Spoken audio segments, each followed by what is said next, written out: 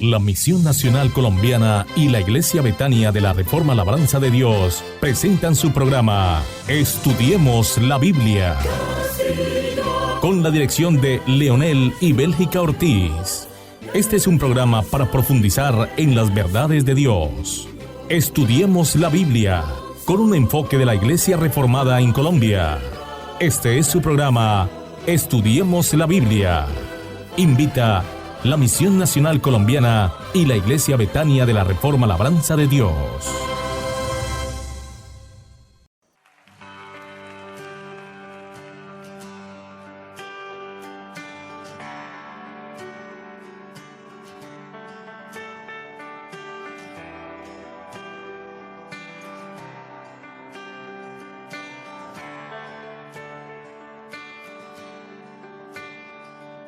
Tan grande fue tu amor, tomaste mi lugar y no te importó lo que habrías de sufrir. Abrazaste el dolor para rescatar un pueblo para ti, para ti.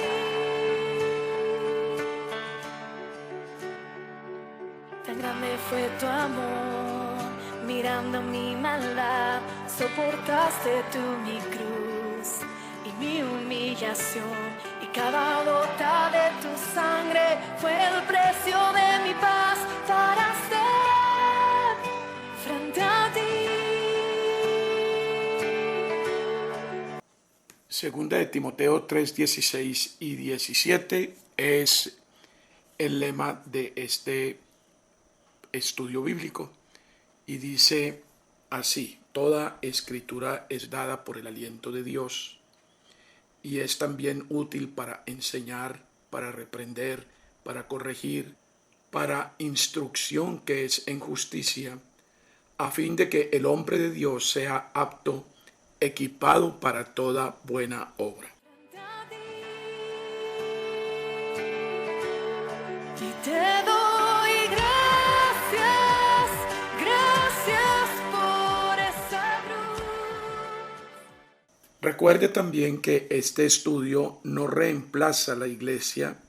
Si desea nuestra ayuda para vincularse a una iglesia, llámenos y con gusto construiremos los puentes necesarios para que usted encuentre una comunidad cristiana sana y pueda congregarse con otros para su crecimiento espiritual. Y te doy gracias, gracias por esa cruz. Gracias por tu perdón.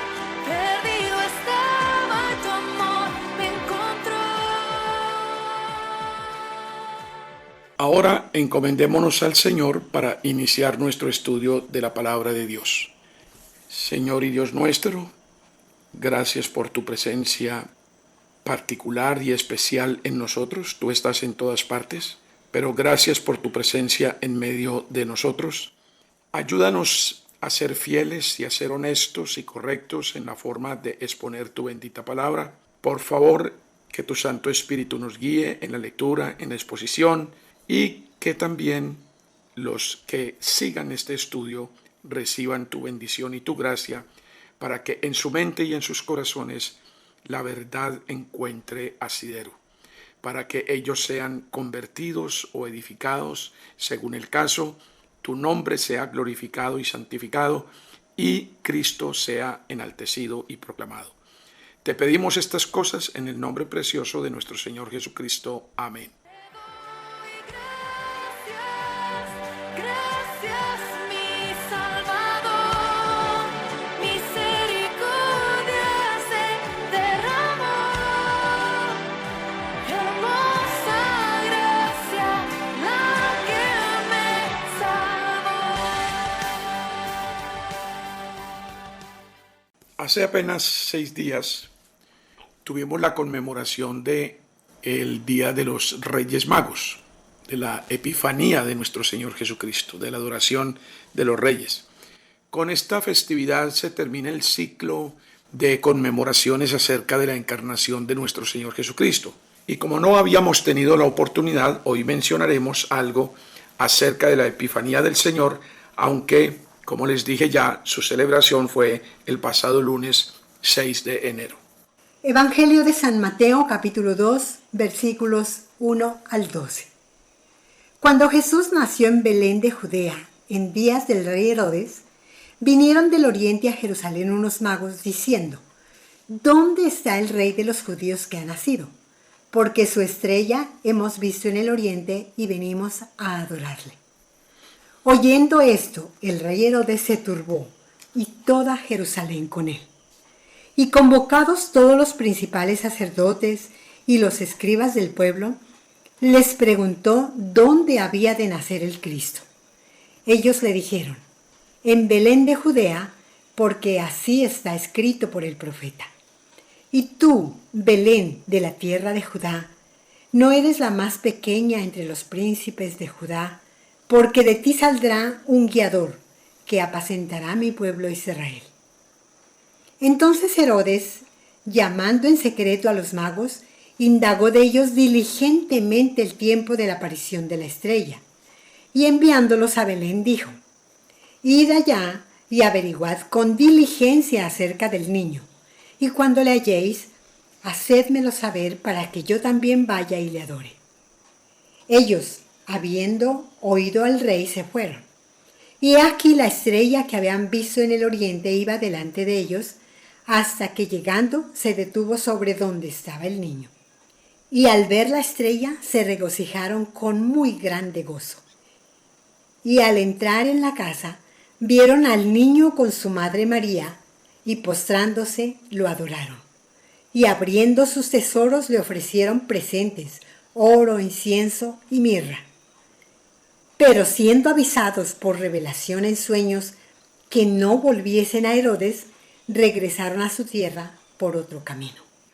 La Epifanía, un momento de revelación divina en la historia cristiana, se ha destacado como una de las festividades más significativas. Este evento celebra la manifestación de Jesús como el Hijo de Dios y la revelación de su divinidad a la humanidad. ¿Cómo podemos profundizar en el misterio y la trascendencia de este suceso milagroso? La Epifanía, palabra derivada del griego epifaneia, significa manifestación o aparición. Este evento conmemora la visita de los Reyes Magos al recién nacido Jesús, simbolizando la revelación de la divinidad de Cristo a todas las naciones. ¿Qué simboliza esta manifestación para los creyentes y su relevancia aún en la actualidad? Los regalos presentados por los Reyes Magos, oro, incienso y mirra, llevan consigo significados simbólicos y profundos. El oro representa la realeza de Cristo, el incienso representa su divinidad y la mirra su humanidad y sacrificio. ¿Cómo podemos aplicar estos significados a nuestras vidas y prácticas espirituales? La estrella que condujo a los Reyes Magos al lugar del nacimiento de nuestro Señor Jesucristo ha sido descrita como un símbolo de luz y guía espiritual. ¿Cómo podemos interpretar la presencia de la luz en la Epifanía y su relevancia simbólica en nuestras propias búsquedas espirituales? En las Escrituras, Jesús se presenta a sí mismo como la luz del mundo, disipando las tinieblas y brindando claridad espiritual. ¿Cómo podemos permitir que esta luz divina ilumine nuestros caminos y nos guíe en medio de la oscuridad? La Epifanía no es solo un evento histórico, sino una oportunidad para los creyentes de renovar su fe y su compromiso espiritual. ¿Cómo podemos honrar y celebrar la manifestación divina de Jesús en nuestras vidas diarias? Cada persona experimenta su propia epifanía en momentos de revelación personal y espiritual. ¿Cómo podemos estar abiertos a estos encuentros divinos y reconocer la presencia de lo sagrado en nuestras vidas cotidianas? acuda a las Sagradas Escrituras. No hay otra forma de conocer a Dios Padre, Dios Hijo y Dios Espíritu Santo. 3 personas, pero un solo Dios. Las Escrituras son suficientes para esto. Evangelio de San Juan, capítulo 5, versículo 39. Escudriñad las Escrituras, porque a vosotros os parece que en ellas tenéis la vida eterna, y ellas son las que dan testimonio de mí. Las Escrituras son las que dan testimonio de Cristo. Ahora, sin más dilaciones, vamos a nuestro estudio de la Biblia para el día de hoy. Evangelio de San Lucas, capítulo 13, versículos 1 al 5. En este mismo tiempo estaban allí algunos que le contaban acerca de los galileos, cuya sangre Pilato había mezclado con los sacrificios de ellos. Respondiendo Jesús les dijo: ¿pensáis que estos galileos, porque padecieron tales cosas, eran más pecadores que todos los galileos? Os digo, no. Antes, si no os arrepentís, todos pereceréis igualmente. O aquellos 18 sobre los cuales cayó la torre de Siloé y los mató, ¿pensáis que eran más culpables que todos los hombres que habitan en Jerusalén? Os digo, no. Antes, si no os arrepentís, todos pereceréis igualmente. En lo que ustedes acaban de escuchar, Cristo exhorta al arrepentimiento a partir del caso de los galileos y otras personas. Le cuentan a Cristo la muerte de unos galileos. La historia configura una situación macabra y absolutamente cruel por parte del gobernador romano. Pero debemos advertirles que esta historia trágica se relata brevemente aquí, en esta porción del Evangelio, y no la mencionan los historiadores. Tenemos que decir eso. No estoy en condiciones de explicarles los dos fenómenos. El ser apenas mencionada rápidamente en este pasaje, como el hecho de que no haya registro histórico alguno sobre el acontecimiento. Quizás solo era un rumor o un arrebato de amarillismo, no sé. Quizá por eso el Señor Jesucristo no le presta mucha atención y trae a colación un hecho, al responder a la pregunta que le hicieron, que sí era ampliamente conocido, el de la torre que menciona. Cristo habla de ese otro acontecimiento que era muy parecido al que le estaban mencionando a él, en todo caso, de gente afectada por una muerte repentina. Y debemos subrayar el hecho de que se trataba de una torre, al hablar de la torre de Siloé. Quizá esa torre era una torre de vigilancia para la seguridad de la ciudad. Reflexionemos aquí sobre el hecho de que muchas cosas que se establecen y se fundan en pro de la seguridad de los humanos resultan paradójicamente en la peor y más nociva de las amenazas. El hombre no puede ofrecer seguridad a sí mismo. El hombre no puede construir su protección. El hombre no puede minimizar ni anular su vulnerabilidad. Esta es la primera reflexión que se debe desprender al leer o al escuchar lo que acabamos de leer. Sigamos en las Escrituras para que veamos que también nuestra seguridad depende de Dios. Salmos 127, versículo 1. Si Jehová no edificare la casa, en vano trabajan los que la edifican. Si Jehová no guardare la ciudad, en vano vela la guardia. El versículo es sumamente claro. No hay necesidad de explicar nada. Si el Señor no nos garantiza la seguridad y el cumplimiento de nuestras metas, no hay nada que hacer. Las torres que se construyen para seguridad suelen ser la destrucción de los hombres. Los anuncios de paz del hombre lo único que traen es amargura y desilusión. En el caso que nos ocupa, Cristo advierte que no se culpe a los que son víctimas de grandes sufrimientos y tragedias, y mucho menos que pensemos en su merecimiento de tales cosas por ser tenidos como grandes pecadores. Cuidado con la hipocresía. Jamás debemos olvidar que todos somos pecadores y todos somos merecedores del castigo bajo la ira de Dios. Romanos capítulo 3, versículos 9 al 20. ¿Qué pues?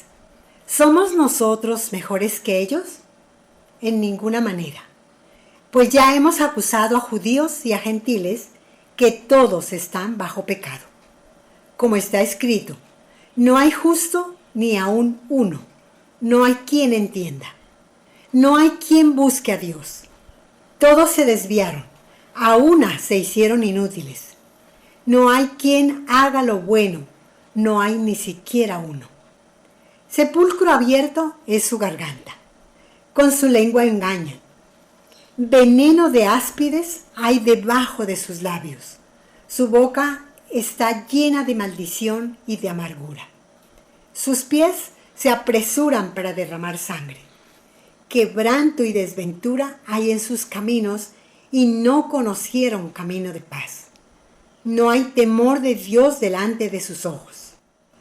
Pero sabemos que todo lo que la ley dice, lo dice a los que están bajo la ley, para que toda boca se cierre y todo el mundo quede bajo el juicio de Dios, ya que por las obras de la ley ningún ser humano será justificado delante de él, porque por medio de la ley es el conocimiento del pecado. Queda claro entonces que todos somos culpables y que no hay un solo ser humano inocente de crímenes contra Dios y contra el prójimo. Esa es una verdad fundamental que la mayoría de los seres humanos no quiere admitir como verdad absoluta. Todos necesitamos arrepentirnos, todos, y todos los días.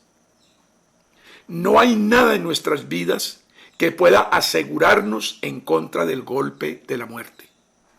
La muerte es una cita inexorable que todos tenemos que cumplir. Y lo que debe quedarnos claro es que la muerte física no nos puede sorprender muertos espiritualmente. Porque si la muerte física nos sorprende muertos espiritualmente, es decir, en enemistad con Dios, sin reconciliarnos con Él, viviremos muertos por la eternidad. Viviremos separados de Dios por la eternidad, sometidos a tormento y a sufrimiento y angustia por la eternidad, pagando la deuda eterna que hemos contraído con Dios desde el Edén. Entonces, mis queridos seguidores, debemos considerar las muertes repentinas y las muertes accidentales o por cualquier desastre como advertencia para nosotros. Cada que sepamos, cada que escuchemos de muertes masivas y trágicas, cuando asistamos a la velación o al funeral de un amigo o un pariente, reflexionemos sobre la necesidad de considerar nuestra propia muerte, la cual llegará más temprano que tarde y la tendremos que afrontar. Debemos estar listos para este momento. En estos dos relatos que nos presenta el Evangelio de San Lucas, Cristo fundamenta un llamado clarísimo al arrepentimiento. El mismo Jesús que nos pide arrepentimiento porque el reino de los cielos está a la puerta, nos pide que nos arrepintamos porque de lo contrario pereceremos. Es muy claro en su anuncio. Esta advertencia es para todos nosotros, los seres humanos de todos los tiempos. Ezequiel capítulo 18, versículo 32. Porque no quiero la muerte del que muere, dice Jehová el Señor. Convertíos pues y viviréis. Si están pasando los años y usted no nota ninguna zozobra ni azar y le está yendo muy bien, pero a pesar de eso usted tiene una vida lejos de Dios y a espaldas de Él, no es que Él no vea o se haga el de la vista gorda. Sencillamente está esperando que te conviertas. tiene paciencia, está exponiéndote sus palabras de verdad hacia un camino verdadero, estable, firme y seguro. Evangelio de San Lucas, capítulo 13, versículos 6 al 9. Dijo también esta parábola. Tenía un hombre una higuera plantada en su viña y vino a buscar fruto en ella y no lo halló. Y dijo al viñador, he aquí, hace 3 años que vengo a buscar fruto en esta higuera y no lo hallo. Córtala. ¿Para qué inutiliza también la tierra? Él entonces respondiendo le dijo, Señor, déjala todavía este año, hasta que yo cabe alrededor de ella y la abone. Y si diere fruto, bien, y si no, la cortarás después. La parábola de la higuera estéril tiene el propósito de reforzar la advertencia recién dada. La higuera estéril, a menos que dé fruto, será cortada. Esta parábola se refiere en primer lugar a la nación y al pueblo judío, pero sin duda es para despertar a todos los que disfrutan de los medios de gracia y los privilegios de la iglesia visible.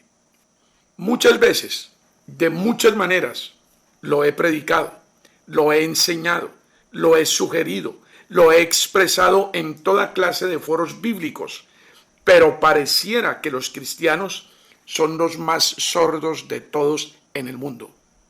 Tendremos que responder por la administración de los medios de gracia.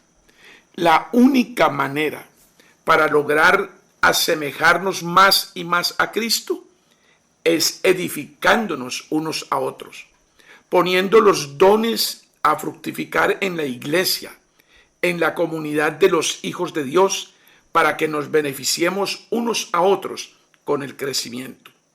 Efesios capítulo 4, versículo 16. De quien todo el cuerpo bien concertado y unido entre sí, por todas las coyunturas que se ayudan mutuamente, según la actividad propia de cada miembro, recibe su crecimiento para ir edificándose en amor. Tomen la advertencia en serio. Dios es paciente, pero no puede pasar por alto el pecado. Dios necesariamente tiene que castigar al pecador. Él es justo por naturaleza y no puede pasar por alto el pecado. Tiene que exigir el pago. Por eso, solo hay 2 maneras de pagar las ofensas que hemos hecho a Dios. O paga Cristo en la cruz del Calvario, o pagamos nosotros en el infierno por la eternidad. Segunda carta de San Pedro, capítulo 3, versículo 9. El Señor no retarda su promesa, según algunos la tienen por tardanza, sino que es paciente para con nosotros, no queriendo que ninguno perezca, sino que todos procedan al arrepentimiento. Cuando Dios haya soportado por mucho tiempo, y así lo hará, no podemos tener la esperanza de que siempre soportará o que esto se prolongará indefinidamente. Si insistimos en el pecado, tarde que temprano nos ajusticiarán.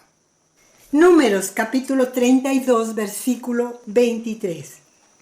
Mas si así no lo hacéis, he aquí habréis pecado ante Jehová, y sabed que vuestro pecado os alcanzará. Y no olviden la otra frase evangélica que dice, lo que el hombre sembrare, eso también segará, eso también cosechará. Son principios muy claros, muy puntuales, muy exactos, que debemos tomar en serio, que debemos atesorar en nuestros corazones y que debemos meditar profundamente en ellos. Evangelio de San Lucas, capítulo 13, versículos 10 al 17. Enseñaba Jesús en una sinagoga en el día de reposo. Y había allí una mujer que desde hacía 18 años tenía espíritu de enfermedad y andaba encorvada, y en ninguna manera se podía enderezar. Cuando Jesús la vio, la llamó y le dijo, «Mujer, eres libre de tu enfermedad». Y puso las manos sobre ella, y ella se enderezó luego y glorificaba a Dios. Pero el principal de la sinagoga, enojado de que Jesús hubiese sanado en el día de reposo, dijo a la gente: 6 días hay en que se debe trabajar. En estos, pues, venid y sed sanados, y no en el día de reposo. Entonces el Señor les respondió y dijo: Hipócrita, cada uno de vosotros no desata en el día de reposo su buey o su asno del pesebre y lo lleva a beber. Y a esta hija de Abraham, que Satanás había atado 18 años, ¿no le debía desatar de esta ligadura en el día de reposo? Al decir él estas cosas, se avergonzaban todos sus adversarios. Pero todo el pueblo se regocijaba por todas las cosas gloriosas hechas por él. Nuestro Señor Jesucristo asistía al servicio público de adoración en el día de reposo. Aún las enfermedades corporales, a menos que sean muy graves, no deben impedirnos ir al servicio público de adoración en el día de reposo. Hoy en día, cualquier dolor de cabeza, cualquier dolor de rodilla, cualquier cosa insignificante es el gran pretexto para no asistir a la adoración pública. Hoy en día disponemos del Día del Señor por cualquier motivo. Es muy doloroso ver cómo la gente utiliza los domingos para cualquier actividad, pero no para adorar juntos y para descansar. El trabajo como productor de dinero, y esto entendido como bienestar y confort, es el Dios de muchos, por no decir de la gran mayoría. Pero es mucho más triste y descorazonador cuando vemos cristianos cambiando el Día del Señor por algo menos que un plato de lentejas. No valoran la enseñanza del Señor Jesucristo sobre el descanso y no valoran la inmensa grandeza de la adoración comunitaria. No se tiene sentido ni conciencia de que pertenecemos a una familia cósmica, la familia de Dios. El mandamiento es claro y está reiterado de muchas maneras en las Sagradas Escrituras, pero no queremos oír ni ver, mucho menos obedecer. Isaías capítulo 58, versículos 13 y 14.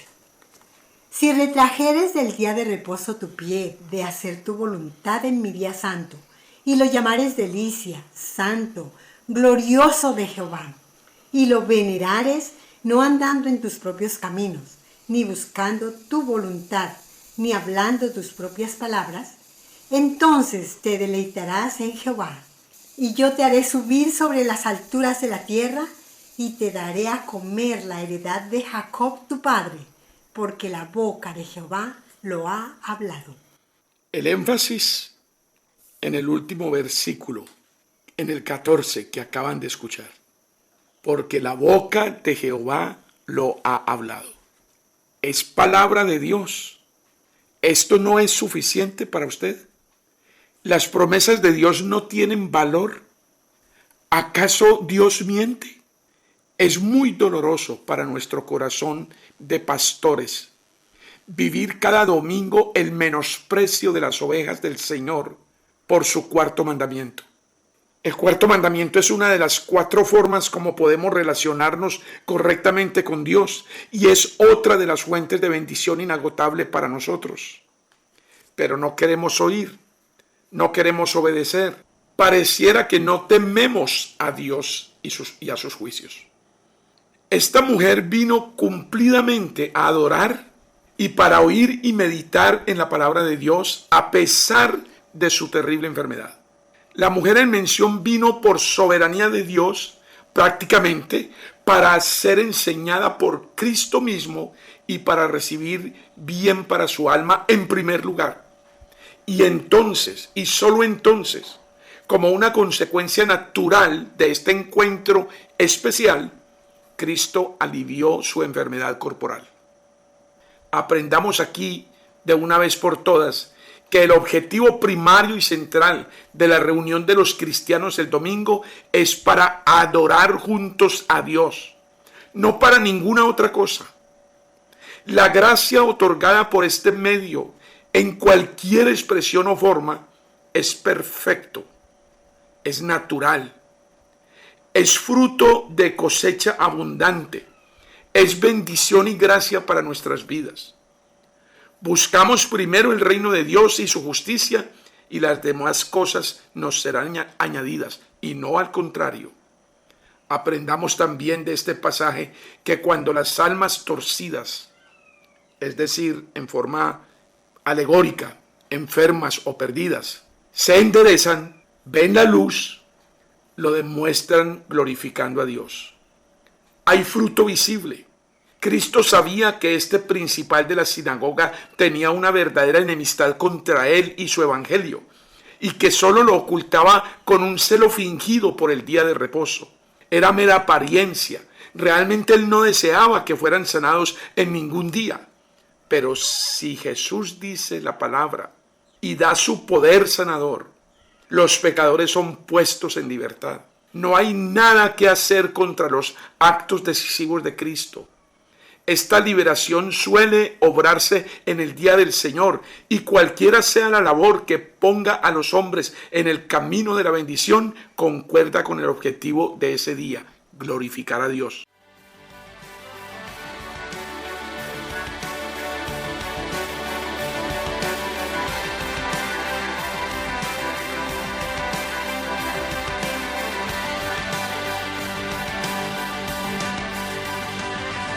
Tan grande fue tu amor, me has hecho renacer, y para gloria reflejar tu justicia y santidad. Cada gota de tu sangre fue el precio de mi paz, para ser frente a ti. Y por tu obra justo soy, ya el velo se rasgó, y ahora estoy frente a ti. Te doy gracias, gracias por esa cruz, gracias por tu perdón. Perdido estaba y tu amor me encontró. Si desea ayuda para ampliar estas verdades, y si tiene interés en conocer mejor el Evangelio de nuestro Señor Jesucristo, contáctenos enseguida. Lo ayudaremos con todo nuestro amor. Recuerden nuestros teléfonos: 311-480-9545, 311-848-4052. Correo electrónico beliortiz@gmail.com y la página web www.ibrlabranzadedios.com. Esperamos oír sus noticias y estaremos dichosos y gustosos de contactarlo. Hasta pronto. Nos veremos o nos encontraremos mejor en la voluntad soberana de Dios en nuestro próximo estudio bíblico. Te doy gracias, gracias mi Salvador, misericordia se derramó, hermosa gracia. Te doy gracias, gracias por esa cruz, gracias por tu perdón. Perdido estaba y tu amor me encontró. Te doy gracias, gracias mi Salvador, misericordia se derramó, hermosa gracia la que me salvó.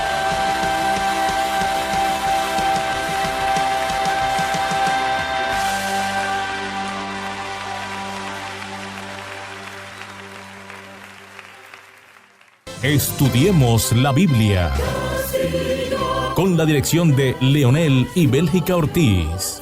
Este es un programa para profundizar en las verdades de Dios. Estudiemos la Biblia con un enfoque de la Iglesia Reformada en Colombia. Este es su programa Estudiemos la Biblia. Invita la Misión Nacional Colombiana y la Iglesia Betania de la Reforma Labranza de Dios.